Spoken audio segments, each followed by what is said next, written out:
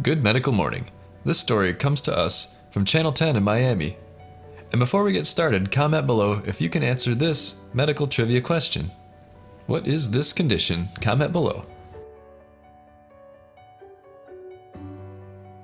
According to Channel 10, a 14-year-old boy and his family arrived in Miami last month from Cuba on a medical visa after having spent years trying to seek medical attention for their son's disorder.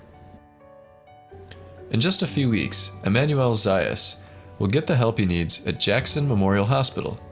For the past 2 years, Zayas watched a benign tumor grow from his jaw, making it difficult for him to breathe and eat.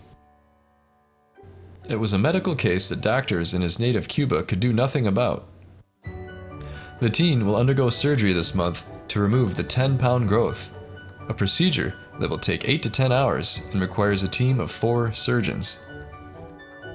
The surgeon, Dr. Marx, said, "The length of surgery time-wise has little to do with how people recover. It has to do with the blood loss. We are being very careful to preserve any blood flow and tie off blood vessels that will get him to recover sooner." Zayas has suffered from polyostotic fibrous dysplasia since he was 2 years old. The disorder has crippled his leg, softened his skull bone, and led to a pimple on his nose that never stopped growing.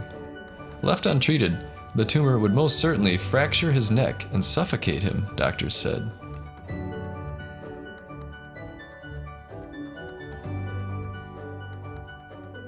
Click like if you enjoy medical stories like these, and make sure to check out these amazing blemish removal tools. Thanks for watching.